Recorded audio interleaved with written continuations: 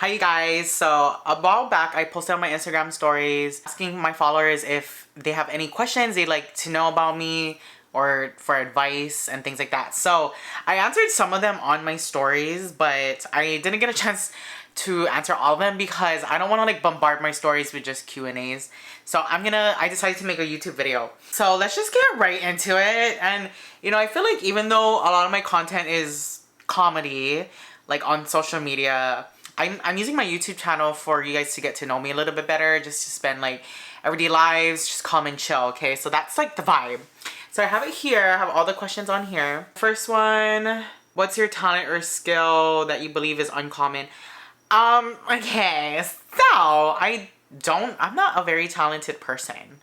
To begin with, I honestly feel like I can't do much. I can't sing, I can't dance. I don't know, like I don't have any weird quirks as well. I would say the only true talent I have is being able to make people laugh. I don't know. But I feel like, that's something a lot of people can do. Unfortunately, I don't have anything for that. I'm so sorry. And I don't know, I'm not saying like I'm not an interesting person, but I don't have like any weird unique talents. So that's that. Okay. Sorry, some of them I'm not answering because a lot of them are actually just like comments or like just messages saying that, oh, I love you, stuff like that. I'm like, by the way, thank you. You guys are so sweet. Oh, here, what made you start creating content? To be honest, I took a social media class, just like online, a free one. I forget the name of it. So I took that class and then I was like, let me try to put this to the test. So I started off with TikTok, and at TikTok, like it took me a while to, I guess you could say, go viral over there. The highest amount of views I ever got on TikTok was like 300 something thousand views. And I believe that was like 6 months after I first started. Yeah, it took a while, but consistency was like one of the most important things. So I was posting like 3 videos a day on there. Oh my gosh, it was crazy. And not worrying about views and stuff like that, like getting jaded by the views. But the main reason why I wanted to start was that, one, because I took a social media class and I wanted to test it. And 2, I honestly think, like, I was being so delulu before and I was like, you know what? I may not be like a cute person or a sexy person, but I feel like I can go on there and share my humor and just be myself and see if people like it. And I feel like people are gonna, because people always tend to come to me to ask for advice or, whenever they want to hang out. And I feel like I'm just such a good vibe, not being cocky, but being cocky. I don't know. So that was that. And I guess it's working. Who's your favorite musical artist? Okay, I don't know if you guys know who this is, but my favorite artist is FKA Twigs. Okay, now FKA Twigs is a artist from, I think, the UK. And she makes like weird, I guess to a lot of people it's like weird music, or music that's not really popular here in the States, I would say. But I freaking love her music. It's such a vibe to me, and like the weirdness of it all. I feel like that's just me, and I love it. I love her, and her I don't know if she like directs her own videos or, I just feel like she's just such a vibe. She's so unique, and that's why I'm obsessed with her. I also do like Lana Del Rey. I'm so sorry, I'm not a Swiftie. And then other than that, I also love to listen to Kaylee Rochelle. Okay, if you are from Hawaii and I really like old school Hawaiian music. Like elevator, people call it elevator music. But I literally listen to Kaylee Rochelle probably even more than FKA Twigs, because FKA Twigs doesn't really pump out music as much, and I'm more of like a chill person, like off camera. So it's more like I love listening to Kaylee Rochelle just to relax me. Do you know what I mean? So yeah, last year and the year before that, I believe Kaylee Rochelle was my top played artist on Spotify. Surprising, isn't it? That's something a lot of people don't expect from me. Oh my god, somebody, I don't know if you guys saw my story, but somebody over here said, my nani is itchy. And I was like, what? I was freaking cracking up. You guys are so crazy. Oh my god. Okay, so somebody asked, well, 2 people asked, how is your skin so smooth? Or like, why you look so young? Like, what do you do to your skin? And to be honest, okay, sometimes I do use filters. Okay, just being freaking honest. But I think I do have nicer skin, especially for my age, or like especially like the way how I eat sometimes. Like I think my skin's okay, and it's because I use sunscreen. I've been using sunscreen I started using sunscreen, and I wish I did earlier, but I've been using sunscreen ever since I was like 20, 23, 24. So it's been like about 4 or 5 years using sunscreen every single day. Even when you're home and you're not doing anything, like there's still UV rays from the light, from the natural light coming from your window, from your computer screen. So always use sunscreen every single day. And then at night, I don't use a lot of stuff. I do use my Medicube to apply moisturizer on my face and retinol. That's it. At night, retinol, moisturizer. Sometimes I do use, what is that called? I forgot the name of the brand, but it's it's that watermelon serum. It has hyaluronic acid. Okay, and or if not, I just use any type of moisturizer, cheap, expensive, whatever. I have a few, and retinol and sunscreen is like that's it. And drink lots of water. That's about it. Ooh, what's your biggest pet peeve? So my biggest pet peeve is wet doorknobs. Oh, I get so pissed whenever I like literally just wash my hands, dried it, and then I touch the freaking doorknob and it's wet. I swear to God, I cannot stand it. I get so like aroused about it because it's like, bro, that's freaking disgusting. I just feel like it's disgusting, especially at a bathroom, like a wet doorknob. It just grinds my gears. I don't know how to explain it. Another pet peeve I have is, you know, when you're driving behind a driver, but their middle red light doesn't work. You know, the one that's in the middle, not the left or the right, the one in the middle. When it's not working, when it's broken. I don't know why. I don't know. I actually look at that when I'm driving. And when it doesn't work, it really pisses me off because I've almost hit cars where I don't, you know, where because in their middle light isn't working. Like, please get it fixed. Oh my gosh, it irritates me so much.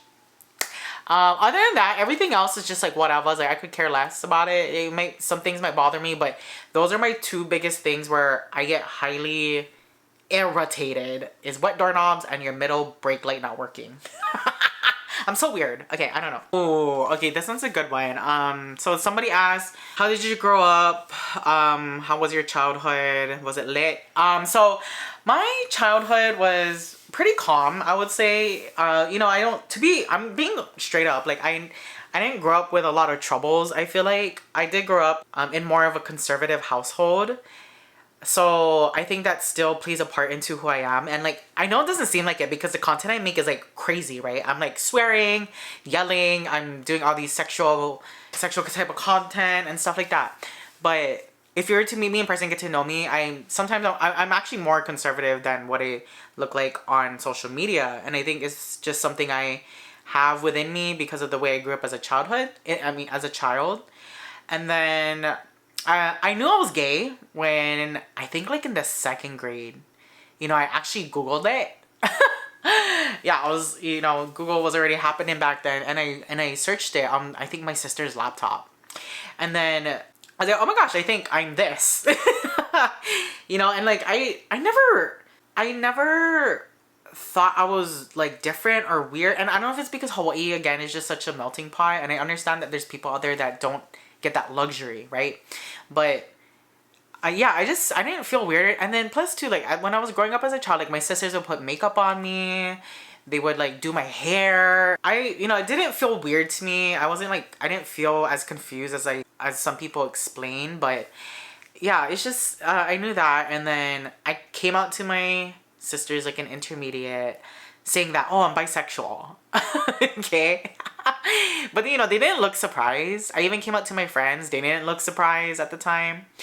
And I think my family, my parents knew as well. But like, you know, they're both Asian. I don't know. They're both Asian and they just never really said anything. And like, I started buying handbags like after high school. And you know, they were like, oh, what'd you buy? You know, so it was like, it was interesting. I never really actually had a conversation with them, sat them down, be like, hey, I'm gay. But yeah, and then childhood in Hawaii back then was so special because we actually hung out on the streets. We used to walk to like 7-Eleven or we'd walk to the park, like no trouble. Friends would come in, we'd leave our doors unlocked kind of vibe.